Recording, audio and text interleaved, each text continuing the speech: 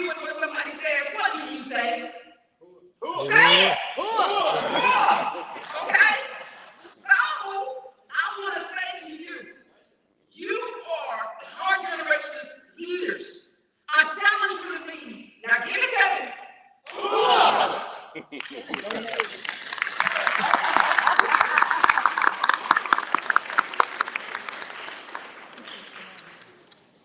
I love her enthusiasm.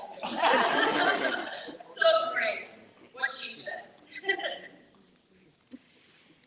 With the concept of having a vision in mind, I introduce you to the following individuals who understand clearly why this day is important. Ladies and gentlemen, I introduce you to those who bring you greetings on this historic day. Please welcome the following esteemed individuals. Greetings, Kenny Anderson, Director of the City of Huntsville Office of Diversity, Equity, and Inclusion.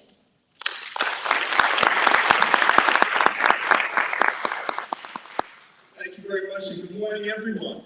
Good morning. Come on. Good morning, everyone. Good morning. It is a great morning to be alive, and it's a great morning to participate in this specific event. You will see the name of Mayor Tommy Battle in the program. Mayor Battle extends his regrets for not being able to be here today. But he did the next best thing by asking me to come and present this proclamation on behalf of this event today. Now, if you know anything about proclamations, they have a lot of whereases in them, but I'm only going to read the last one. Whereas a celebration of the legacy of Clyde, let me ask Dr. Foster to come up, by the way, and receive this proclamation.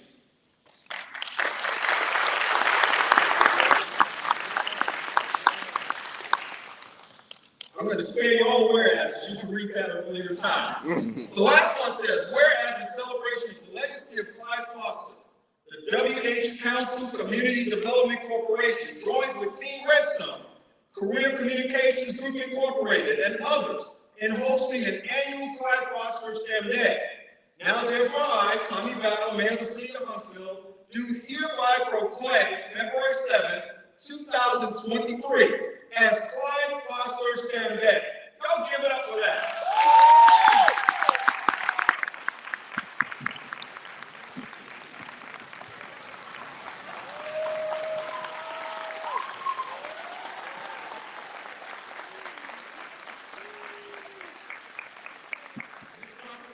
Dated this 7th day of February, signed by our Mayor Tommy Battle with a seal of excellence attached. Congratulations on this awesome occasion.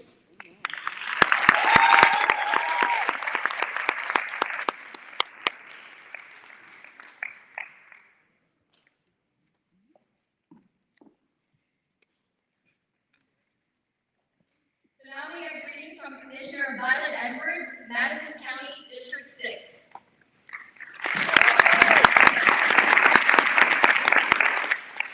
Good morning, everyone.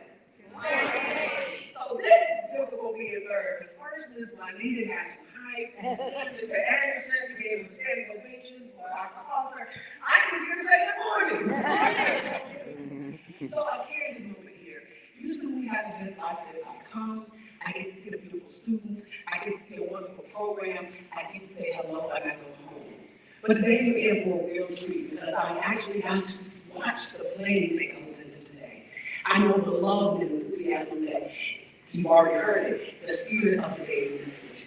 And as you sit here today, the seed is being planted. And it is my prayer that you take this seed, that you nourish the seed, that you water the seed, and that this seed grows and that it produces fruit. Because a lot of hard work is going into today, and you are worth every bit of it. Mr. Foster was a great man. I did not know much about him until Ms. Juanita introduced his story to me. This is Black history, and you are a part of it, and I hope that you embrace this moment.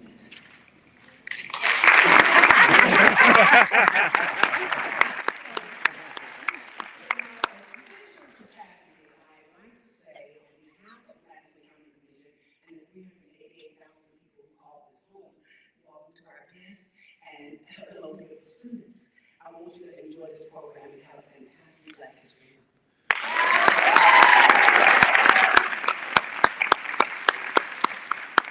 Thank you, Ms. Edwards. Now greetings, Lieutenant General Christopher Mohan, Deputy Commander, NC.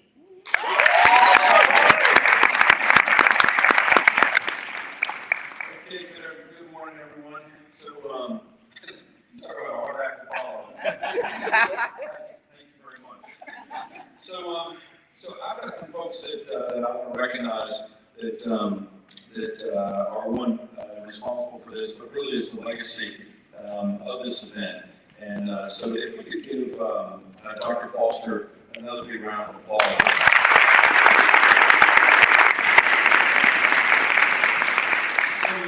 So today we're here to honor the legacy of Dr. Clyde Foster, to celebrate African American achievements in the field of science, technology, engineering, and math or STEM, and to share a few thoughts with you, the amazing students who are here from all the different schools, but also for me personally, to this section of you folks right here who are the Junior ROTC program. So I would just tell you that thanks so much for giving me the opportunity to be here today to talk about this. And I also want to talk about a little bit about the opportunities that are here that are available to you. And then I'm going to end with purpose. So, you know, as I reflect on my time sitting in auditoriums at Union Pines High School in a small town of outside of the small town of Carthage, North Carolina, where I had a high school graduating class of 150. And let me tell you, I was nowhere near the top of that high school graduating class. All the way to Appalachian State University in Boone, North Carolina, on the north end of the mountains of North Carolina from Asheville, where I went in search of a lot of different things. But let me just tell you something. This whole event, this whole day is about purpose. This whole event is about purpose. Mark Twain, who is a great American writer and satire, said, the two most important days that you'll have, and people have probably heard this, is the day that you're born and the day that you figure out why you were born. And so, again, I'm off script, right? So there's people are nervous now. Because when the joint goes off script, you don't know what's going to come out. But let me just tell you, my own personal story began in a small town, right? A very small town, population of 1,500. Big farming town, tobacco farms. Everybody I knew was part of tobacco.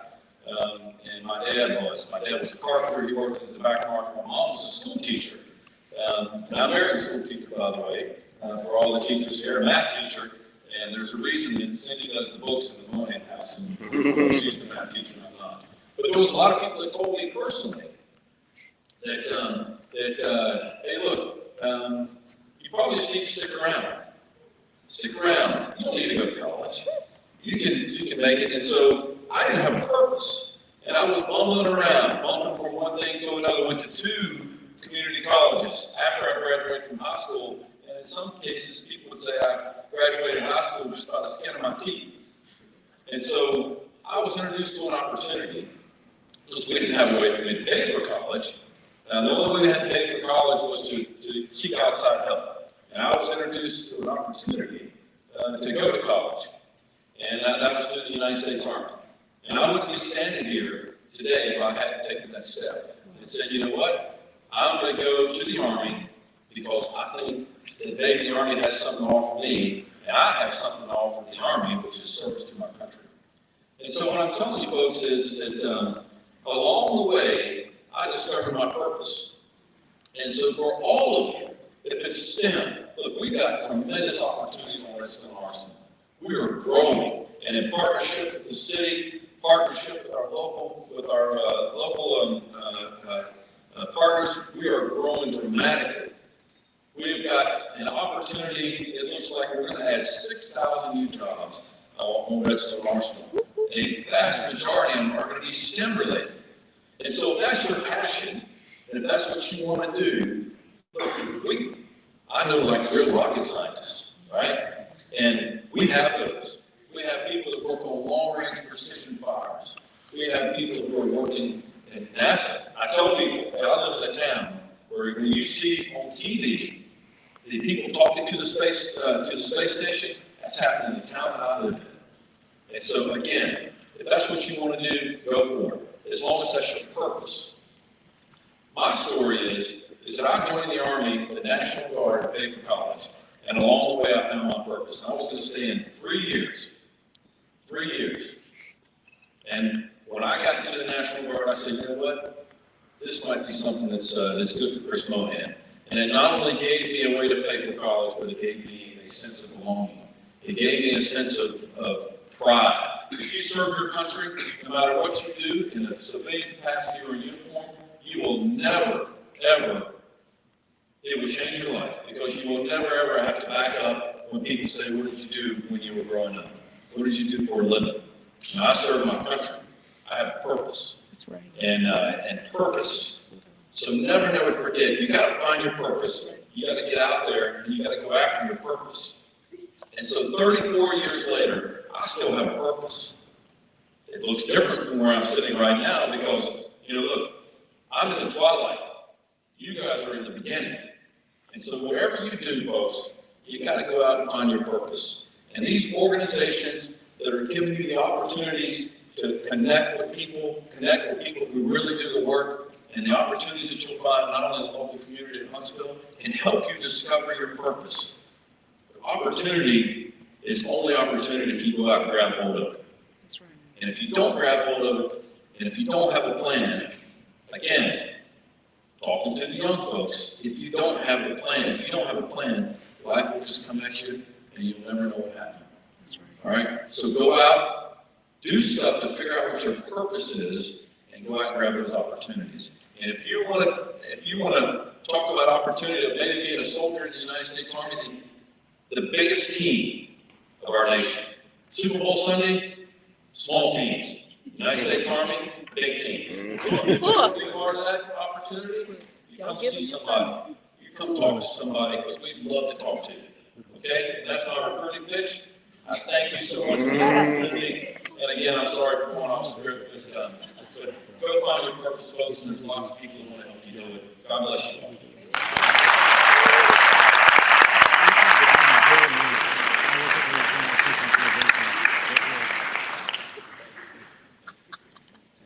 That was a great speech, even though it was off script.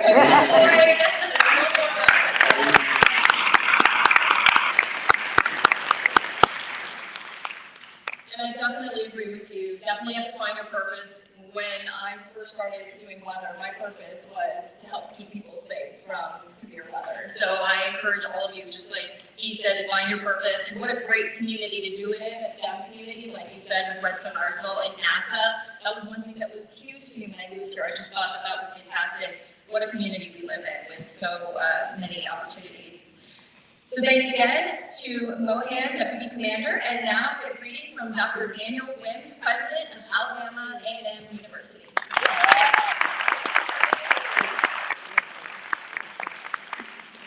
you. I'd first like to thank the General for giving me the opportunity to make this keynote. On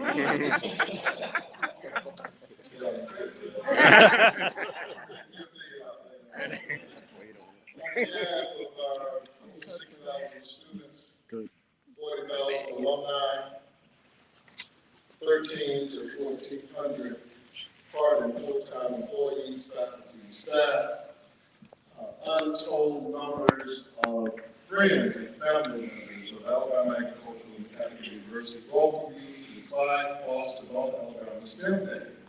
Dr. Foster, thank you for having us. Thank everyone for the invitation to partner. And more importantly, thank you, young folk, for being attentive to what we're saying this morning. We are very happy because Mr. Foster was a longtime leader on our campus. And his contributions were so significant that there is a facility named after Mr. Foster. So give Mr. Foster and his family a warm round of applause.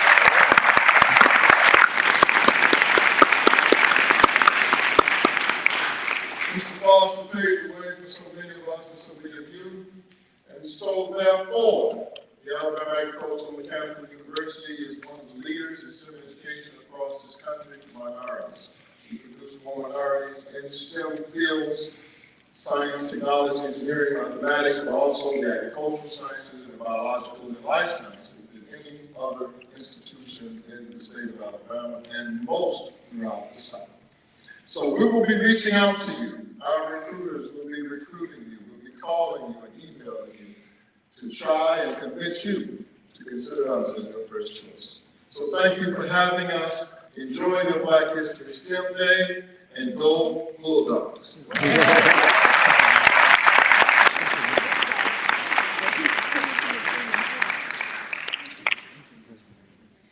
Some years ago, when the Director General of the European Space Agency, Jean-Jacques Bourdin, spoke at the annual Werner von Braun Memorial Dinner, he said, "The more we learn about space, the more we learn about Earth and us as humans." NASA, where Clyde Foster arrived from the teaching profession, was a scientific nirvana, where he connected two communities, people of color and the U.S. scientific infrastructure policy. We duplicate that example today. Ladies and gentlemen, here to bring greetings, Dr. Angela Walker, NASA Marshall Space Flight Center Senior Executive Service.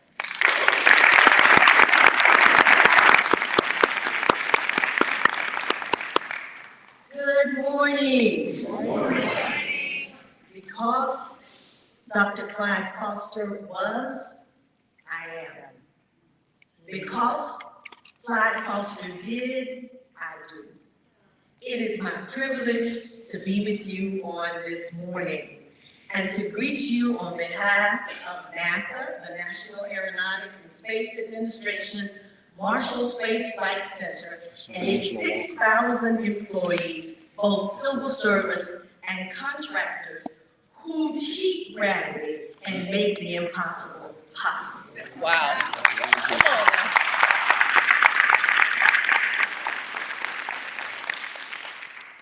After almost 35 plus years of being at Marshall Space Flight Center, it seemed like just yesterday I was sitting where you sit on this morning. I, unlike you, had no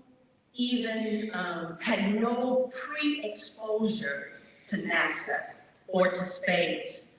All I had was a desire to excel and to do well. I did pretty good in math and science, and on the recommendation of my physics teacher, I enrolled in Tuskegee University as an electrical engineering student, and 4 years later, graduated with a Bachelor of Science in Electrical Engineering.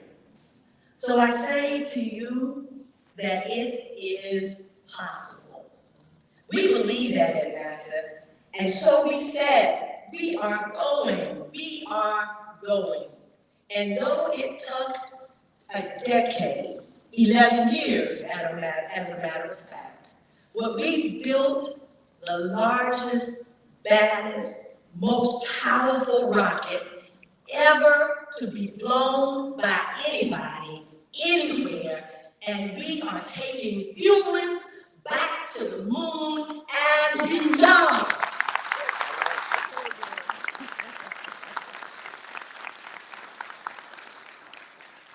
You are the Mars generation.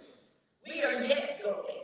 We have gone, and there is yet territory that we must conquer. And we're depending on you, not only those of you who major in science and technology and engineering and mathematics, but we need accountants. We need HR specialists. Come on, somebody. Come on. It takes a village to cheat gravity and to go where man has never gone before. And in just a few years, we will take the first woman. Come on now. Yes. And the first person of color to the surface of the moon. Wow. And it does not stop there. We will set up a sustained presence on the moon, and we will use it as a pathfinder, as it will take us not only to the moon, but to Mars. 340 million miles, 34 million miles away from Earth. We are going.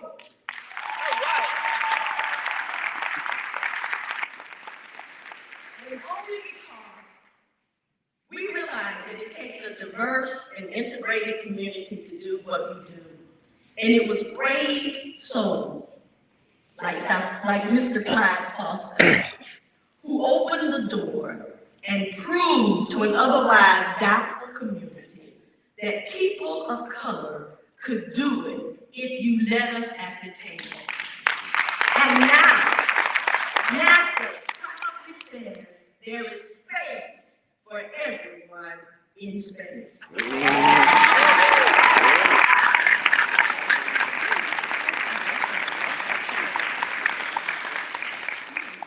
What a powerful speech. Go Artemis. All right, next bringing greetings is Dr. Erica Hopkins for Northrop Grumman.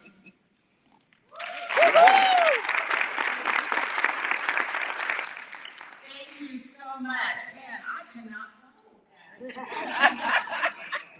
It's an honor and a privilege to be here and to be a sponsor of this historic event. I would like to thank all my esteemed colleagues who sit before you, and also to the students. Can the students just stand just for a moment, just real quickly, just stand real quick. And on the count of 3, I want you to scream at the top of your lungs and say, I am STEM, okay? 1, 2, 3.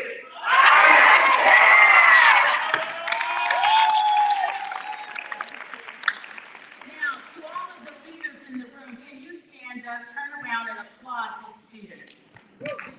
We celebrate you.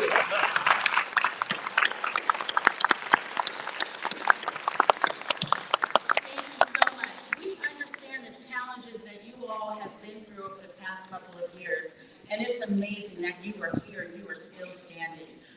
On behalf of Northrop Grumman and the 94,000 employees we have, I bring you greetings as the STEM education lead and corporate citizenship professional. What we do is we want to bring STEM experience to students from kindergarten to 12th grade. And we do that by partnering with organizations, with local schools, and bringing STEM into the classroom. I'll share with you just one quick story about me. Growing up, I didn't have the opportunity. I didn't have the Lockheed Martins, the Northrop Grummans, the Boeings coming into my classroom, bringing engineers and telling me that you can be a scientist, you can be an engineer, you can be a mathematician. No one did that for me, okay? But I was good in math. I was really good in science. I got all A's and B's. In fact, I thought an engineer was a train conductor. So today I have the opportunity and the privilege to be an ambassador for STEM and go into the classroom and inspire, educate, and encourage students to consider pursuing a degree in STEM. We need computer scientists. We need engineers. We need people who can do artificial intelligence. We need all of that because collectively, all these leaders you see up here, together we can define what's possible. So thank you all for being here today. We celebrate you. And Dr. Juanita, thank you for including Northrop Grumman in this opportunity. And also thank you to Dr. Clyde Foster.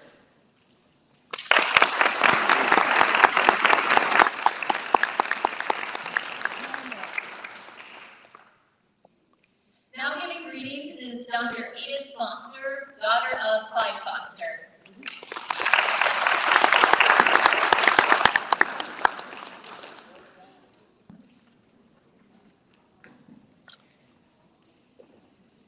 Good morning. Good morning. I didn't anticipate him speaking, so if I add a little bit, please bear with me.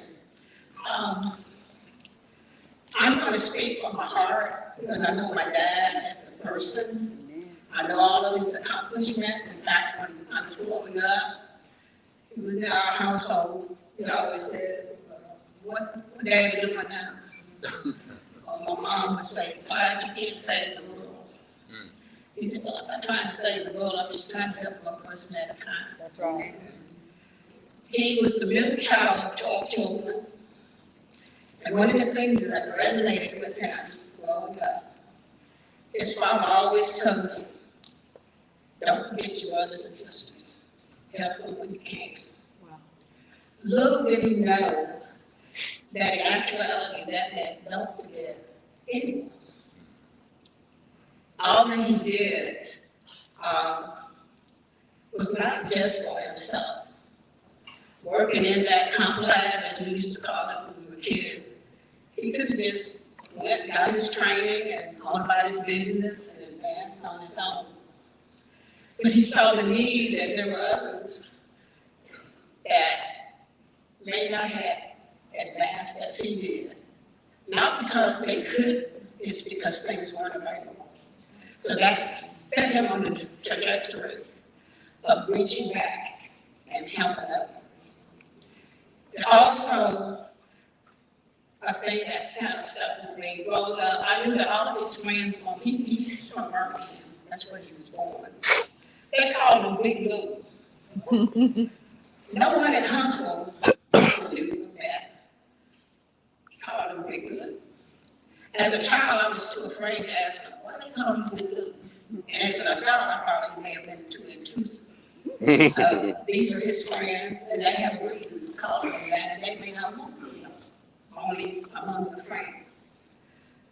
So literally, when my dad passed away in 2017, his best of friends, Walter Durant, he also has passed since then. I had the nerve to ask him, why you call my dad Big Blue? I said, he's not a particularly tall man, he's barely 5'10", maybe 5'11". Big shoulders, but not really a big man. He said, because he was a big dreamer. I know, what was he dreaming of? He said, well, just to be successful in life.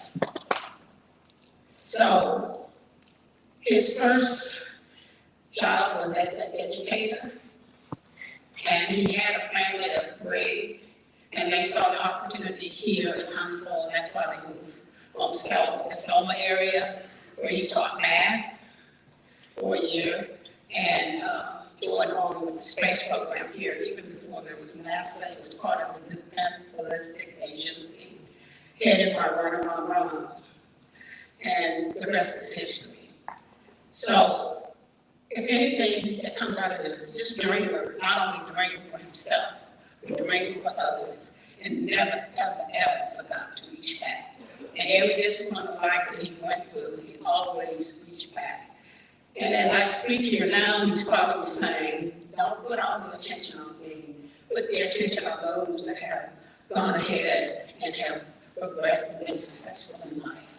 So dream big, and folks have said on the stage, follow your dream, don't let obstacles get in your way, and always, always, if you've been successful, don't forget about the person behind you. Give them not necessarily just a hand, a hand up, but reach back to bring them forward. Thank you.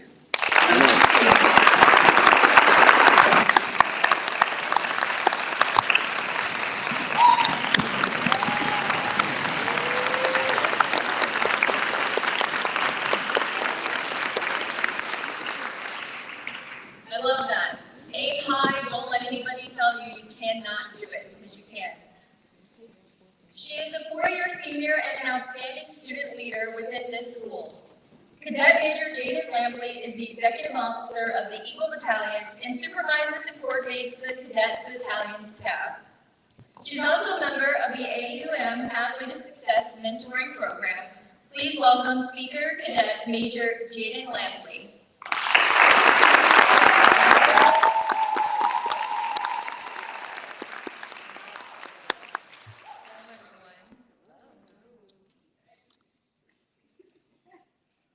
Lieutenant Commander Matt Bowman, U.S. Navy retired, is a native of Baltimore, South Carolina. The child of an Army officer, he attended 8 schools in 11 different countries and states, including Thomas Jefferson School for Science and Technology. He left high school early to attend college. He is a graduate of Florida A&M University, where he earned a Bachelor of Science degree in Business Administration. He went to Aviation Officer Candidate School and was commissioned as an ensign. He went to flight schools in Pensacola, Florida, graduating the top of his class, and primary flight school, and was selected for the Tactical Jet Pipeline.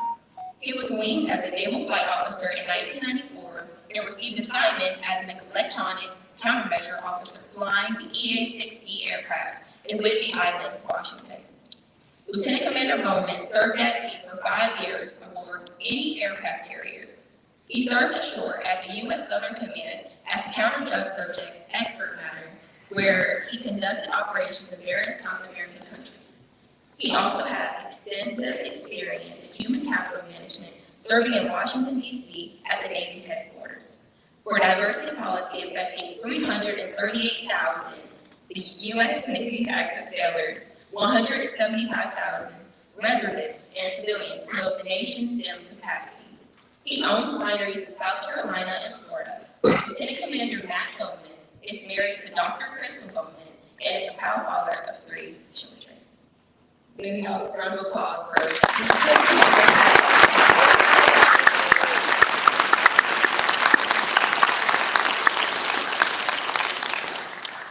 All right. Good morning, everyone. Good morning. To the Eagle Battalion, I want to thank you all for welcoming me here. I want to thank Cadet Major for the work that she's done. So for all of you in the room, please give the Columbia Eagle Battalion a loud hoorah. On behalf of the Stars and Stripes, on behalf of the generals and admirals who are concerned about America's future, I bring you greetings. When they invited me and told me that I was going to come to Alabama to talk about Black History Month, I thought to myself, what should I say? What should I say to the state where all of Black history has occurred? When you look at the history, the movement of African Americans in this country, much of it, the foundation of it, started in Alabama. So when you're in Florida, like I am, and you hear the state of Alabama, what do you think? What's the message that comes from the state of Alabama?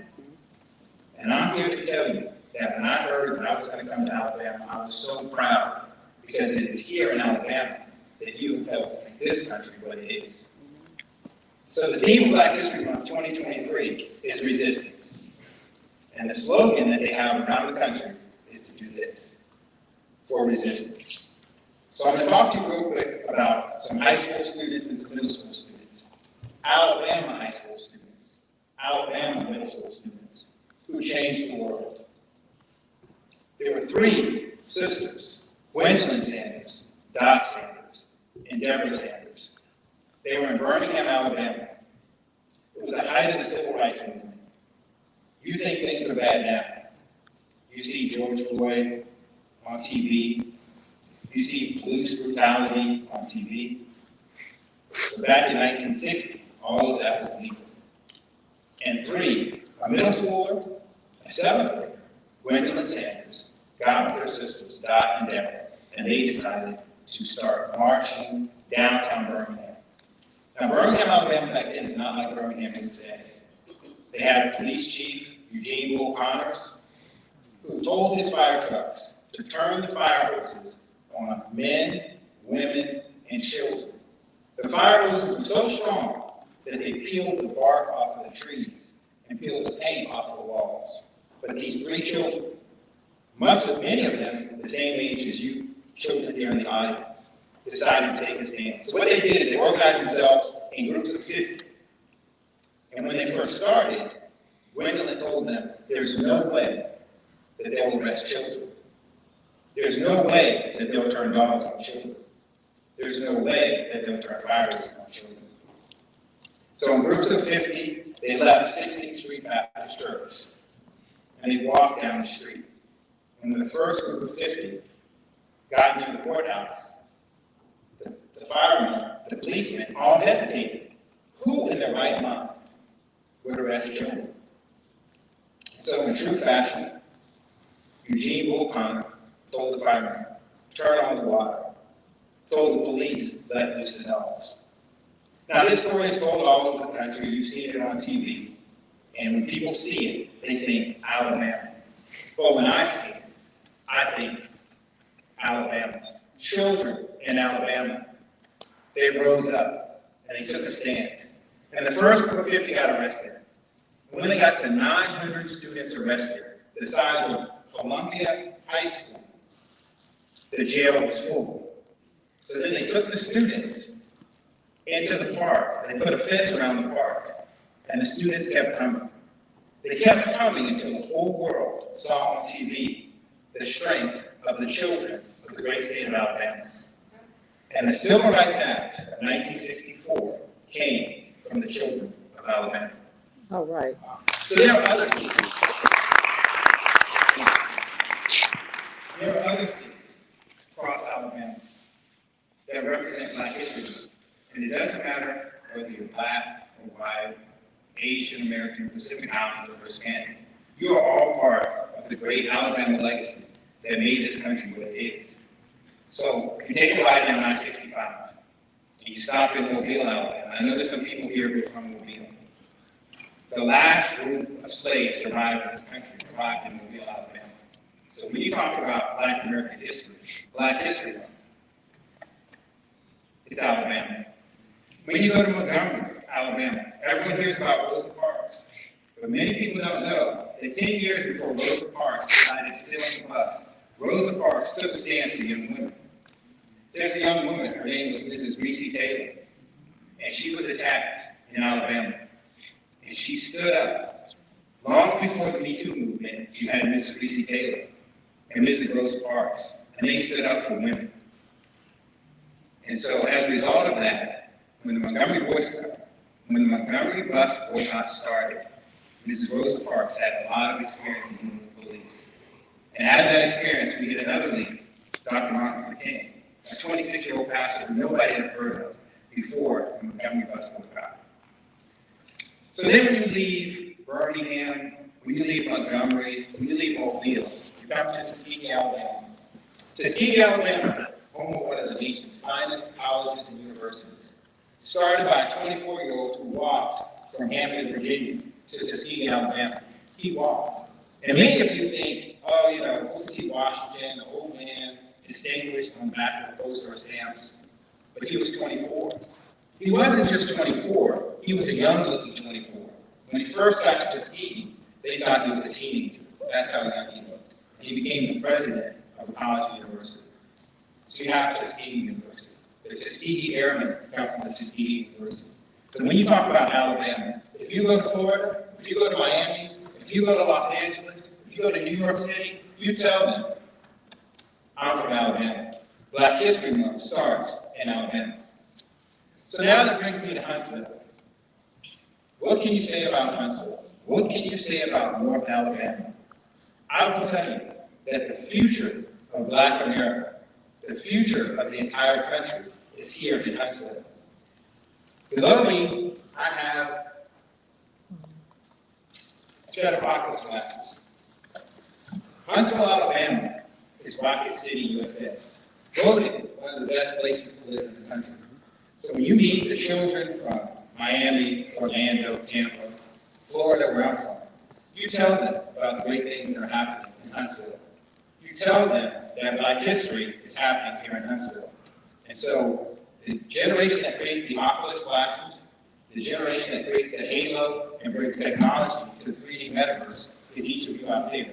It's the middle schoolers out there, it is the high schoolers here. To the middle schoolers, I will tell you, the high schoolers are on their way out. You are replacing them. If you're a junior or senior in high school, your days, my friend, are numbered. Before you look up, you will be a distant memory. As a matter of fact, if you come back to Columbia High School in 4 years, nobody will know who you are. For the middle schoolers, your time is coming. For the high schoolers, when you go to college, your time is coming. And then for those of us who are on the front rows and back here, we're in the sunset. The general spoke about that. And it's our job to leave you a legacy. But the good news for North Alabama is you have men like Clyde Foster who stood up and took a stand. You have men and women like those on the front row who are taking a stand.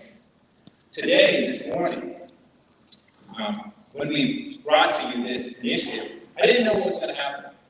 But I'm happy to report that one of our sponsors, Dobbs Defense Solutions, found talent here at this event. And they hired a young lady, a graduate of Alabama A&M.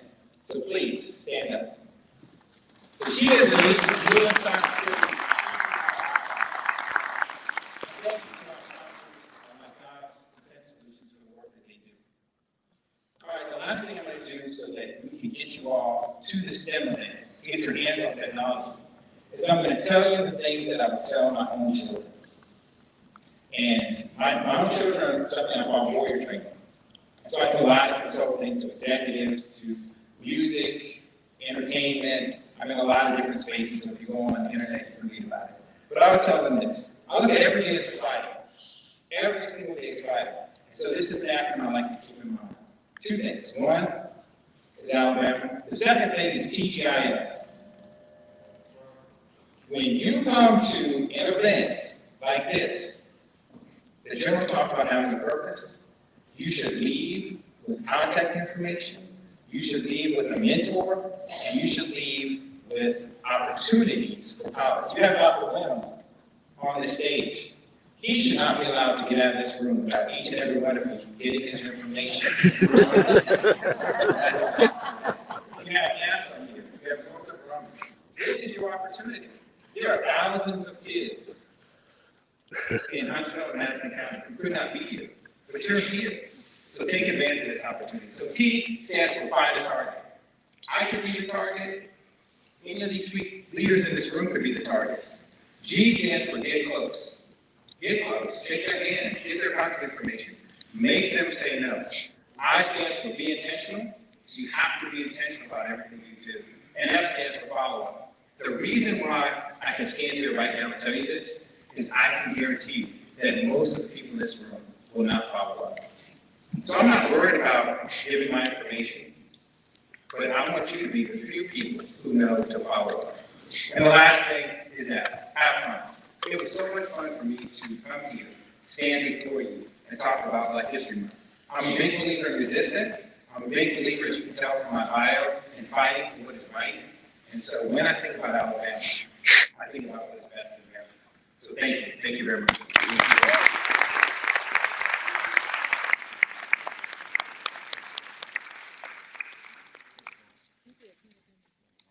All right, so let's give one last big round of applause for all of our speakers today.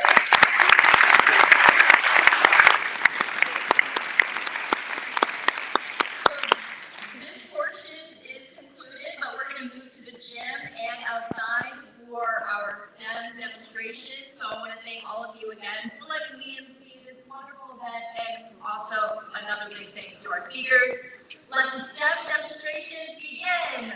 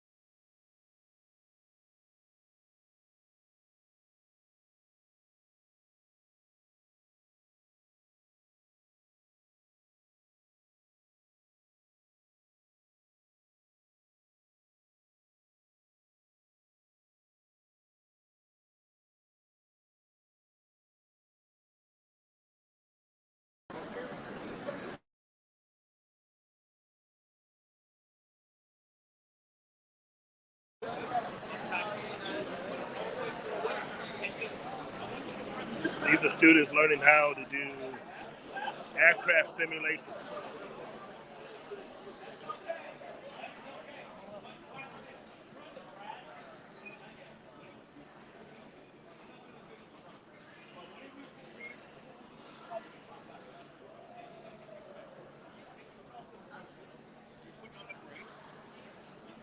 Great opportunities for STEM in the Navy. Slightly pull back, and you're good. See, this is a simulator. This is why it's so important for you to understand. This is where we make mistakes. All right? He's fine right now. Amazing. He didn't have much instruction. We don't have time for that. So we're going to just walk you through this. So in a perfect world, you will take off from the runway without hitting the fence, okay? But with the simulator, we can simulate that. There's no arm, no foul. Absolutely. So that's not that makes me. You're doing a great job. As you can see, just like in an airplane, when the houses start to get bigger, right, that means you're going down, so you probably need to pull back a little bit. So what you want to do, the one thing I love about this TV is that it's large. So this little pipper right here, you want to keep it right there at 5 degrees. Everything is at 5 degrees, 5'10". You want to keep it right there at 5'3". When you're taking off, I usually tell my students 8 degrees. So between 5 and 10, you're good. But level off. Put that little pipper right there on the white line, and you're going to be level. Or better yet, the horizon. We focus on the horizon. Look outside. With those wings level. Yes. Look outside. Absolutely. And you keep your wings level on that white line. You know, the blue is the sky, the brown is the earth. You definitely don't want to be pointed at the ground unless you're on the land. All right? Fair enough? We're going to pause it. We're going to have the next winner come through. See? Flight simulator. This is what it's all about. Practice makes what? Perfect. We have that. All right. Woo! Let's see here. What does an airplane need to do in order to land? Do we speed up or do we slow down? Slow down. We have to slow down, right? One of the things that we do in order to do that, in order to slow down, one of the things that helps us do that is we lower the flaps. And we don't have an airplane here to really show what flaps are, but on the inner portion, on the back side of the wings, there's two large control surfaces that extend down and they help us slow down. Someone else? I have no. 767 trading card.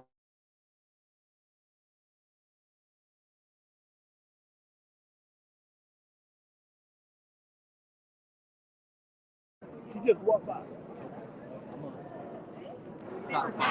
So as we walk around here,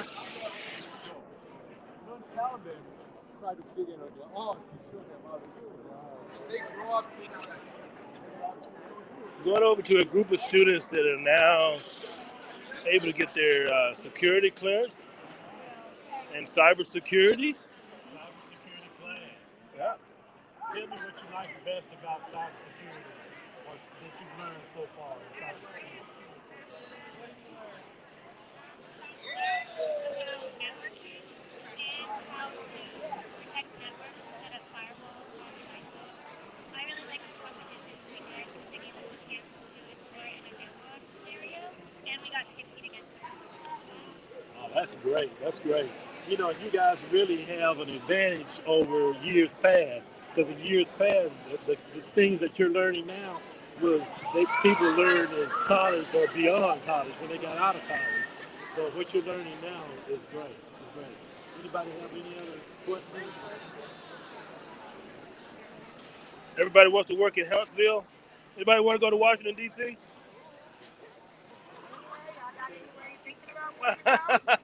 Washington is a cool place. I was there yesterday. Yeah, it's a cool Virginia? place. No? How many of you there? You never been. Really, come on, give it a chance.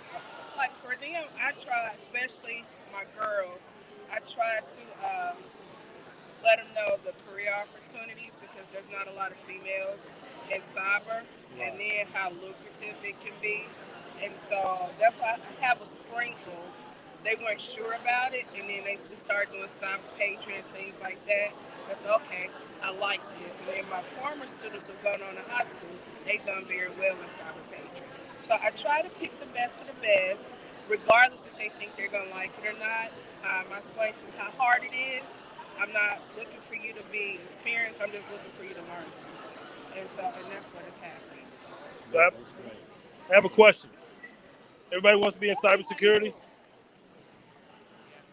No? How many security agencies there are there in the federal government? 18. Where all 18 are located at? Where's the headquarters? Northern Virginia. Ah. Something to think about.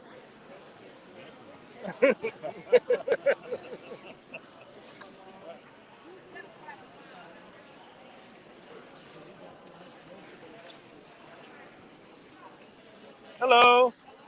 We're live. Northrop Grumman. Yes, Northrop Grumman. What are we doing over here?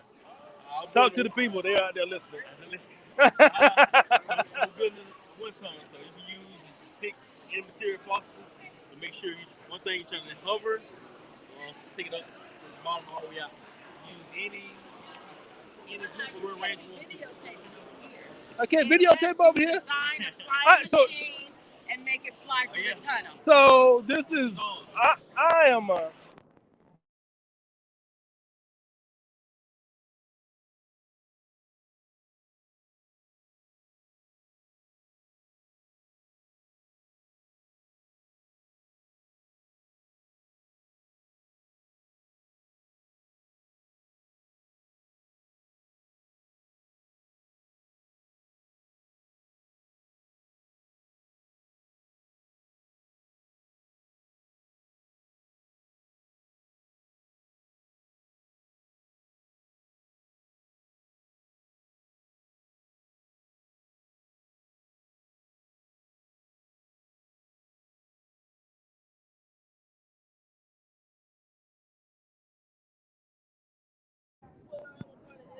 Special Projects Laboratory, where we have a chassis over there for our rover. We're doing a competition with NASA, and we're building basically our rover board, that's the chassis. We also have the steering wheel, the braking board over there for the kids to work with. And we're just out here to support Alabama A&M. Okay, well, you gonna walk over here and show it to me? Come on, you gotta walk that way. Alabama A&M, HBCU in the house. We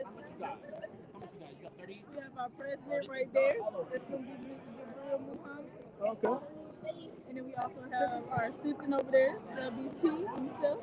And we're here to tackle the So we're actually building this device for this? Yes, sir. The technology. Look at everything that we have on this we have built in-house ourselves with the 3D printer. If it's something that we absolutely cannot do, we'll go and buy it online, but everything we do in-house is built and 3D printed out using 3D AutoCAD and SolidWorks, and we do this ourselves. We spend hours and hours in-house, and we put it together ourselves. So what's your major? Mechanical engineer. Mechanical engineer. So what do you want to do when you graduate? When I graduate, right now I don't have a specific plan, but I know I want to stay in Huntsville. Right now I did co-op with Toyota. Okay. So I had fun doing that. So why do you want to stay in Huntsville? Because I'm from Birmingham. So okay. So why do you want to stay in Alabama? To be a little closer to my family. Just so they're a nice little drive away. My dad, my grandmother, my mom. So I can just have that little bit of home a little close to me. All right. So when do you decide that you can be away from home? Well, when I did work with Toyota, I went to Tennessee, and then I also went to Texas. So I was in San Antonio working for them. Okay. And I was 13 hours away from home, and that's when I realized I need my dad. Car broke down, I had to get up there, fix it myself. Well, I don't think I'm ready for this level of adulting right now. Okay, but there comes a time. It's gonna come a time. I want to go back though. I do want to go back. So I just want to stay 5 years in Huntsville so I can get my master's at Alabama A&M. Okay. So then when I get my PhD, either I'm going to continue to get it at Alabama A&M, or I will go and get it wherever the world takes me. All I just want to say, so I didn't know what I wanted to do when I grew up.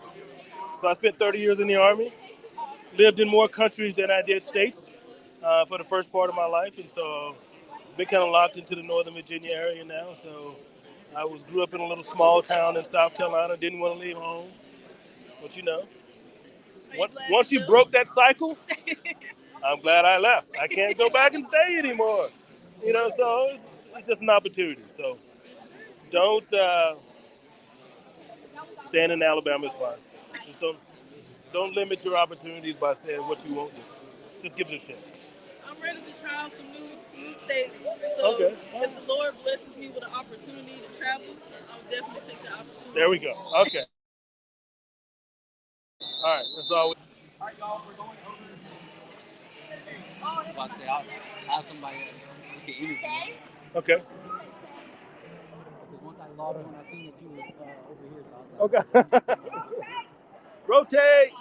All right. I'm here on behalf of Alabama and computer science. I'm a bachelor's student, and hello. Hello, sir. How are you doing? Doing well. Great. My name is Richard Price. And so I'm a retired Army guy, IT guy doing cybersecurity in the DoD area. And so just wanted to talk to you about this event and what you guys think about it. Yes, I am Dr. Padmaja Govilla, Associate Dean of College of Engineering and Technology and Physical Sciences. And I think it's a great opportunity for all the students to explore what's happening and what could be the taste of undergraduate education and college life, what type of research they'll be going through, and what the local colleges has to offer. I think it's a pretty good opportunity for all the students, and I'm very happy to see many of the students are very enthusiastic and visiting all the stations, and I think it's a great opportunity. Thank you for doing this. No, I think it's great. I wish I'd have had this opportunity when I was younger. So the only thing we ever had in the gymnasium was a basketball game. So I don't remember anything else that was happening there. So anything for you, sir? I'm Dr. Dwayne. I'm the Vice President of Research and Economic Development. And it's a pleasure to come here and see the young scientists who soon will enter to the college environment and start to bring some discoveries and flourish the ideas that they are experimenting with. So we are very happy at Alabama A&M to be part of this event, to also look at the students and to inspire the students. We have several tables here, some of our students who are here to share with high school students about what we do at Alabama A&M. Yeah. So now I had a great opportunity to talk to one of your students who's going for his master's degree, who's doing Zero Trust, which is something that a lot of DoD organizations and security people are looking into. So he had a great explanation of Zero Trust and how it's applied and what the benefits are. So you guys are doing a great job from that aspect. So I appreciate it. Well, thank you. All right. So what would be the number one thing you tell the kids in here about coming to your school? So arts is very good. Best time pays you better. All right. Good deal. All right. Good. Thank you very much. Thank Appreciate you. it. Thank you.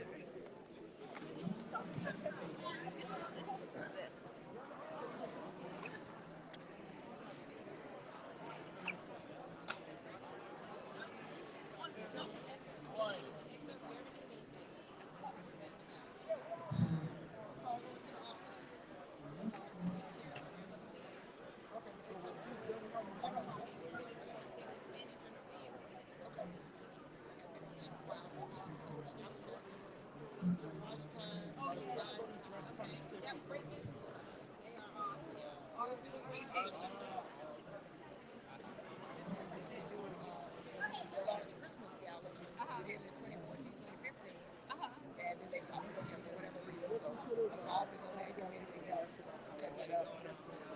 I'm going to ask these great Army representatives here. Army veteran and Army colonel. Currently serving. Tell me about STEM and how you apply that at AMC. At AMC, wow, so we require education. We require knowledge of the force. And in AMC, we look for this next generation of leaders to come through, not just military, but civilians as well. We need them to know all of the opportunities that are out there. And AMC is looking for hiring some of the Army's best, some of the civilians' best, to push out the next generation. Outstanding. Thank you. Army veteran, go ahead and give us that pitch. Actually, I was on reserve. On reserve? I served long enough to retire after 30 plus years. Oh, okay. On reserve, I'm retired as a sergeant first class. My field has always been administration. Okay. But like they said in the auditorium during part of the spiel, it takes admin to actually support and get some of the other things to be executed. So as an administration assistant, I have a place too, and everyone has their role. And I'm here as well to learn more about STEM and how it can play, and I can tell others about it as well. Great. Appreciate that.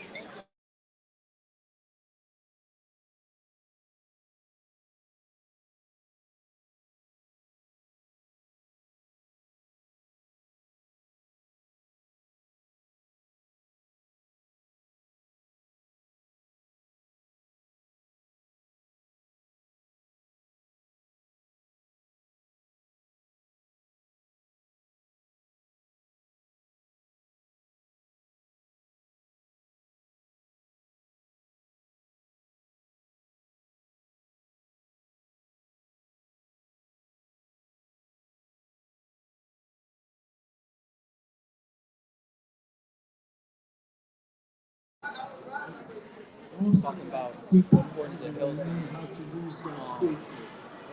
why certain You athletes give the shot and you go back to normal. health problems. So they're showing the heart rate, the different parts of the This heart. is another condition that affects athletes. Where you use the STEM to monitor your health. Right. Have you heard of Reggie Lewis? I know some football programs Reggie they have Lewis this thing was where they monitor their linemen. They have to be especially on the line, right. Either O-line or D-line. They measure their heart rate at night. And also because they want to make sure the students are getting enough rest. And two, they're trying to make sure that nothing's going on with their heart rate. If it is, they go straight to physical therapists on campus so they can diet like see what's going on. Okay. All right. So this is one of the most important things. Accelerating forward, being a collegiate athlete, taking care of your body and knowing how to take care of your body. Very exciting. Great. The excitement. All right, we're gonna move on over here to see what the Army's doing.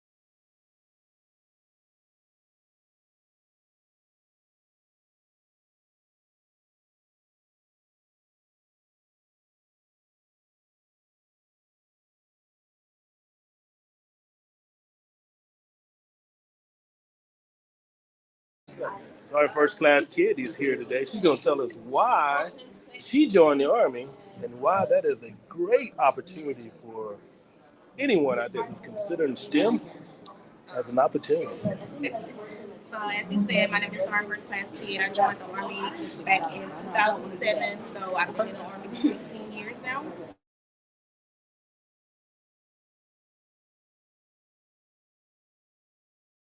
Wow, super. Logistician, basically the civilian sector. The reason why I joined the Army is because my father served and my grandfather served. So I'm a third generation to serve. Okay. All right, so where are you originally from? I'm from Talladega, Alabama. Talladega, Alabama. We won't hold that against us. I'm from South Carolina. Okay, so what do the students need to do now to come out and talk to you about an opportunity to join the Army, what's the next steps? So for me, I would think the next step would just to sit down and see what they want in their life, like what they want the next step to be. If they want to start a career or if they want to finish school or whatever they want to do, we're here to help them and assist them to provide for the college. So we're not just trying to push them into the Army. We also are counselors, certified. Right. You know, one of the great things, and so what the Army, I was just talking about what the Army did for me was, the general talked about today, it's about purpose. And so it was an opportunity for a young man growing up in South Carolina to grow up, and an opportunity to have good leadership from folks like yourself and other folks too, and that opportunity to figure out what you want to do the rest of your life. And so for those out there who are looking for an opportunity to do that and to also grow and to, whether it's STEM or whether it's logistics or you name it, the opportunities are there for them to have that opportunity. So you don't have to do it in Alabama. There's all kind of places you can do that. So Sergeant Haynes, where are you from? I'm from Dover, New Hampshire. Dover, New Hampshire. See, I see. Everybody's not from there. So anyway, want to talk a little bit about your opportunity and experience and how you kind of came about the Army? Sure, absolutely. So I'm like a lot of high school students. I went to college first to play baseball. So I had dreams and aspirations to play, major leagues and everything like that. I moved to a small school in the Northeast. Played 4 years of baseball. I got my degree in sports management in 2005. And then I bounced around from job to job. So I got the degree, a piece of paper saying I'm smart, but I didn't really know how to apply it yet as a young man. So I was working at Liberty Mutual Insurance, selling asbestos or working legal liabilities, processing asbestos claims. Yeah. Really boring stuff. So at the age of 25, I had 2 children, married. I was living in my in-laws' basement. Really didn't feel like I was being the supportive husband I should have been. Right. So I decided to take matters in my own hands and take care of my family with insurance, and a house of our own, and all that stuff. Joined the Army. I've been in now for 15 years. Worked my way up to a master's degree. Now I've just bought my 3rd house. So money's good. Education's fantastic. The kids are taken care of. It's been a great time for my family. Yeah. And for all those families out there and folks who it's interesting that you say you haven't had the privilege to be around folks who served in the Army and still listen to a lot of the legacy pieces of join the Army or go to jail kind of a thing, and everyone in the Army were dropouts from high school. Talk a little bit about that and the fact that most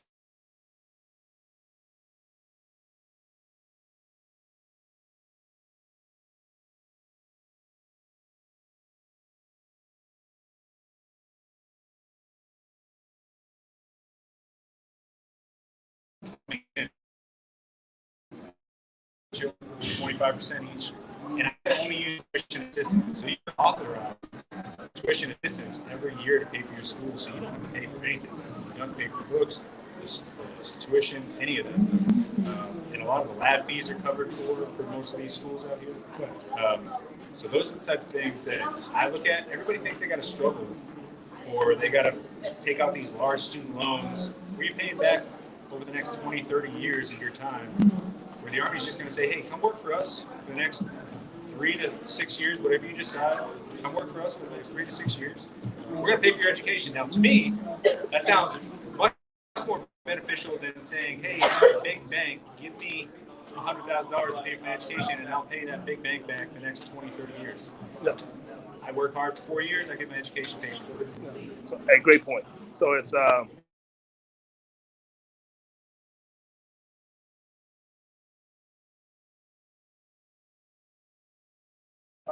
versus go to college, take out some student loans, and pay for it until you're 55. Yeah, Anyway. a lot of these students, you join the Army, you're buying a house at the age of 25 with financial freedom with the VA home loan. So you buy a house at the age of 25 instead of paying student loans at the age of 35, 45. Yeah. So I'm a testament to that. I was living in my own house in Europe, debt-free, at the age of 23. That's the American dream. That's the American dream. All right. Okay, we're going to move on over here. Even though we don't want to talk to them that much, we're going to talk to the Air Force flying high. The Army's always got to have some way to get to the battlefield. Nah, I'm just playing with you. Anyway, so you're live. I want to talk to you a little bit. What would you tell the students today about your booth here and joining the Air Force? So with us, we're here specifically where this is a STEM event, the Air Force and the Space Force. We are heavy in the STEM programs and all the engineering side, especially Space Force, they do all cyber. It's just always keep your options open. You know, as a recruiter, a lot of people want to hear me say that, but I am a firm believer, you know, look at all colleges, look at all branches, look at any pathway that's going to find you happy, find your success. Whatever that is, find your passions. Okay. Good deal. All right, thank you. Appreciate your service.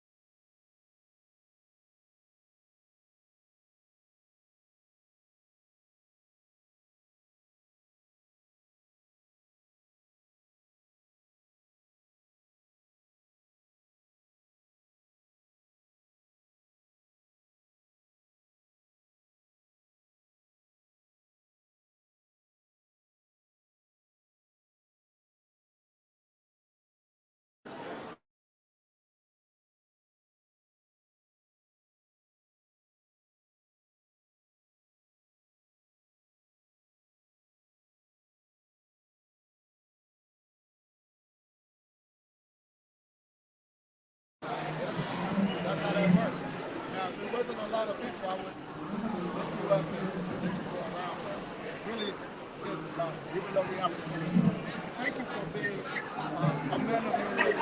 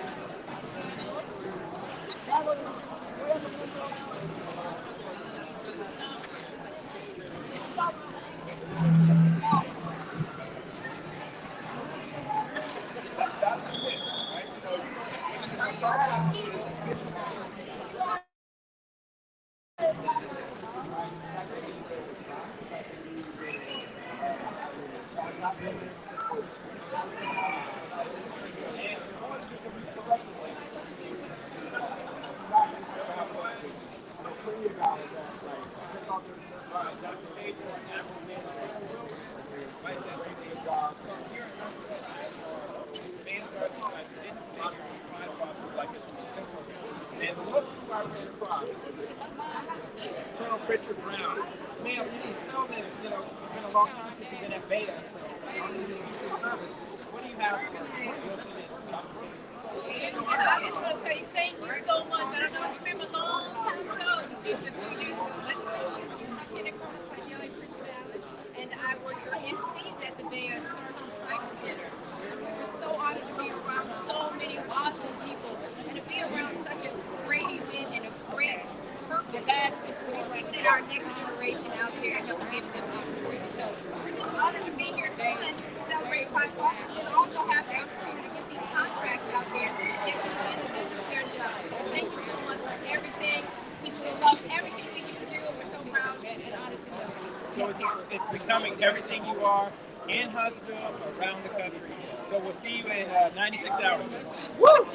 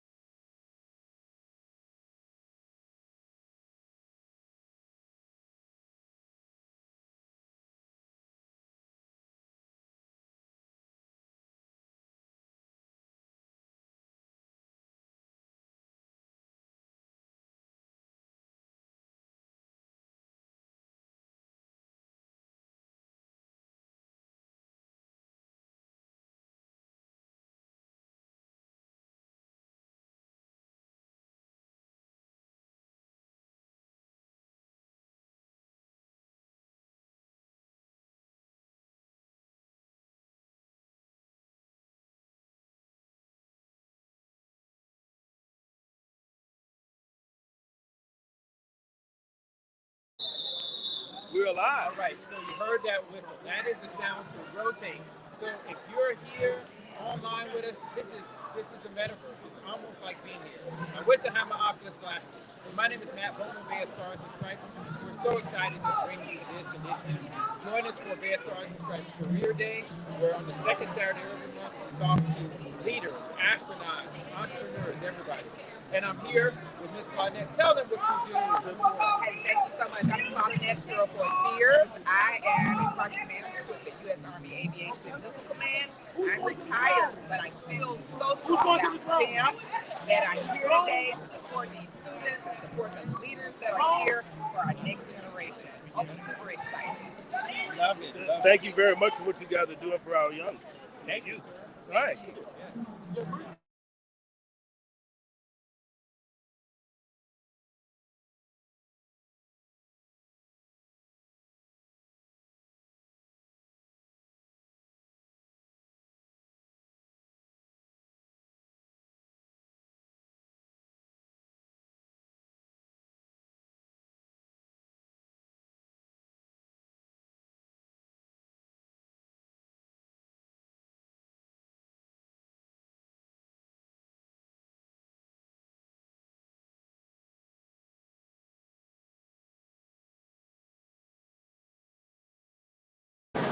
So here we have a young man who just graduated out of his basic courses, mentoring some young cadets here at the high school. But we will get a moment of his time here in just a second, along with Colonel Glover, who is his sponsor.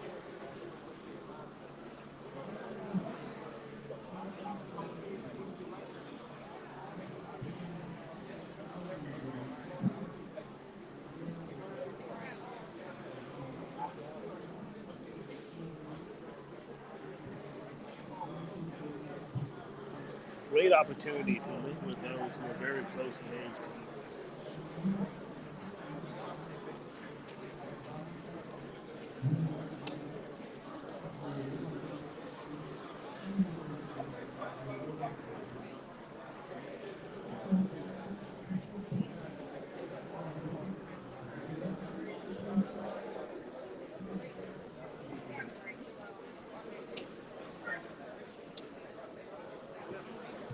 How you doing there? How you doing, sir?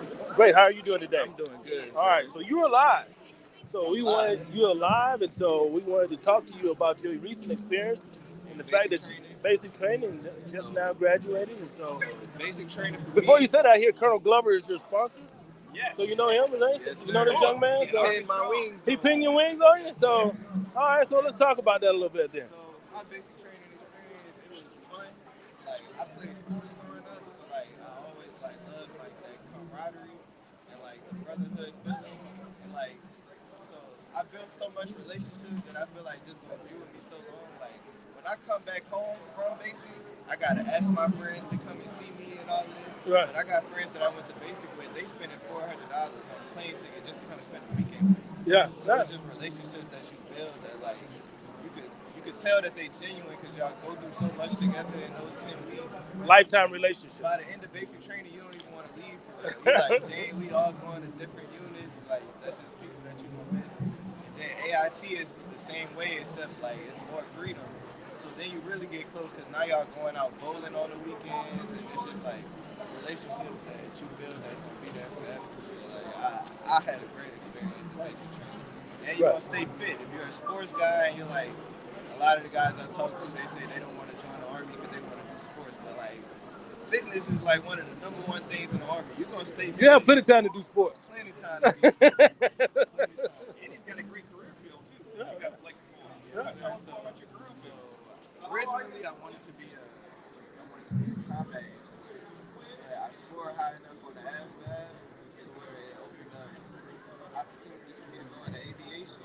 So I'm a 15 Quebec air traffic control operator. So like I basically there's like 3 sections. They got tactical, they got radar, they got tower. So the tower, I'm like controlling the aircraft in the tower, and then radar is like I'm controlling them on the radar, like in movies, like as most people say. Right. And then like there's tactical, so like I'm going to to a TAS unit, so I'm gonna be building airspace. I'm gonna be giving clearances for people to fly into that airspace. So like it just gives you a lot of skills. So basically, you got a great opportunity. You create a new family, and you're going to have a skill for life that allows you to grow even once you get out of the military. Whether that's 3 years or 30 years. I'm going for the 30, sir. All right, okay. All right. You know, it's sort of funny. January '93 is when I started and here it is. We just went from January to 23. So 30 years later, the excitement of me being a private lover and then seeing private Foster and the excitement of a new journey. So many great, fascinating opportunities here. Going to Fort Drum next, so climb the glory. In April, I'm on a rotation in Germany. Okay. Great. To Germany? Outstanding. So, see the world. You know, at your age, I would tell you that when I retired from the Army, I had visited more countries than I had states. So you have that opportunity. Well, great. I always say, you know, the great thing is everyone has the great opportunity to serve our nation. What do I do? The big thing we do the number one. The 1% serve. 1% serve our nation. So you look at 3 million people serving 300 million people. It's just an amazing thing. So he said, welcome to the 1%. Right. Folks to serve our great nation. I'm hoping to get a chance to not just talk about it, but being about it. Right. Serving our army. Outstanding. Hey, thanks for the opportunity. Thanks. Appreciate it. Appreciate your service. Yes, All right. Now, this is the story that you really want to hear. So you got to tell them. This is so you got something special that you're going to tell them about your military experience. Tell them what she's about to tell you. I'm going to step back. So, first of all, how are you? Good. Yeah, so I worked with your daddy on the PFC in Baton Rouge. Yeah, so we actually, so we were at the same center, and my daughter, my oldest daughter, your father, they were the contract. So my daughter came here and she called your dad, and that's the story. My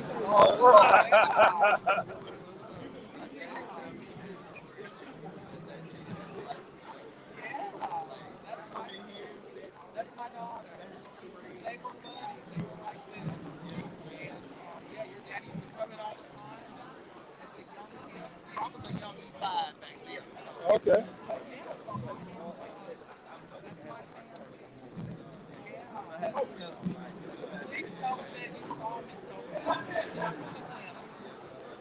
So you probably know where Bill Clyde is.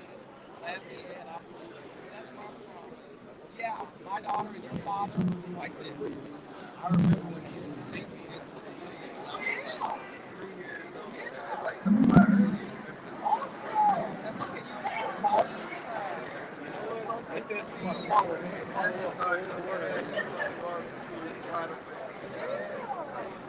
Well, you tell mom and dad I said hello.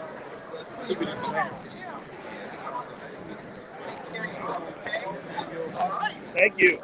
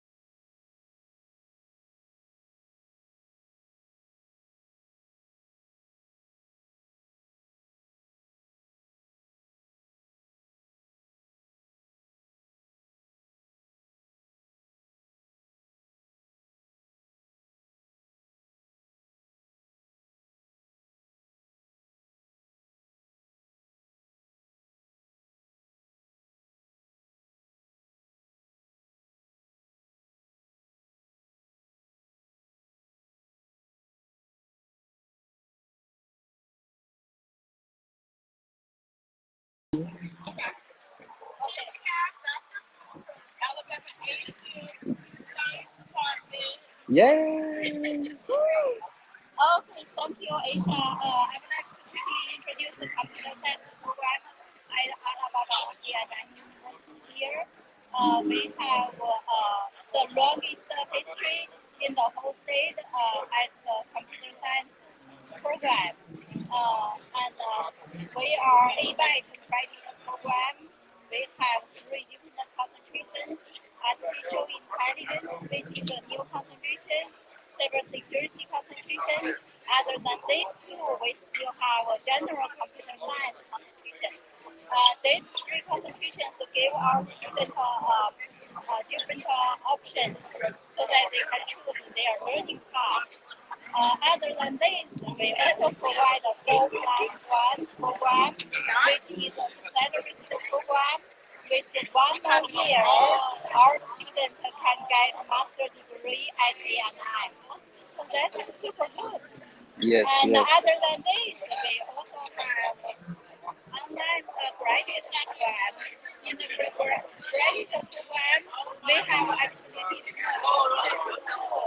our graduate students can have online program and our traditional classroom program. And for both different paths, they can have 2 options, either thesis option or non-thesis option. For the thesis option, the student can finish 6 courses and finish 6 hours thesis on the 3 electives. They're done. And for the non-thesis option, course 6 electives, and they need to finish the comprehensive exam with the passing grade. Okay, So okay. that's pretty much about the computer science program, and we are growing fast program. This year we have 13% student enrollment increased, 14%, and the last semester we have 12% enrollment in the program. We are welcoming for the students from all areas and all backgrounds. So welcome to the computer science program. Now I'm going to pass to my student, Yes, ma'am. Aisha. Okay, okay. You want to talk? Yes, guys. See, look, this is a great program. I'm also in it. I'm doing a drone project with Dr. T. So this is great. Now, would you like to talk? All right, I got you. I got you. Now, I'm here with. No. Your name? Asia Allen. Asia Allen and. All right, these are students here at Alabama A&M. Now, can you guys tell me what inspired you guys to go into this field? So me personally, I've always been a gamer, and I really did want to learn, hey, how does this work? I want to go into game design and build my own games. From there, I kind of went into computer science a little blind because I was so fixated on one portion. That when I realized A&M didn't have the program I wanted, I was a little sad at first. But the more I actually went into computer science, the more I was like, I can do some of these other fields too. And a lot of principles that I know now kind of transfer over really well to game design. Gotcha. So I would recommend it to anybody. If you want to go into game design, if you want to go into software development, go into computer science, have an open mind. You might see some other cool stuff you like. And trust me, it's a really nice experience. Definitely, definitely. I decided to go into computer science because literally everything today is going towards technology. In the hospital, in your everyday life, hey Siri, hey Alexa, everything has to be technology. So for one, I did my undergraduate degree in health informatics. I'm basically mixing nursing and technology together. So for me, it's about helping people in technology. So basically, if you have someone in your family that's elderly and they can't get out of bed, I'm in the field that helps make technology for them to make everyday life easier, you know. Great. Having accessibility, turning on your lights and things with your phone, you know, things like that. So that's what encouraged me to be into technology, helping other people. Okay, I have one more question. If you could tell the younger you something right now, what would you tell them? If I could tell the youth something, it's go into technology now. It's a growing field. You'll come out of college having a job, whereas other fields have to search.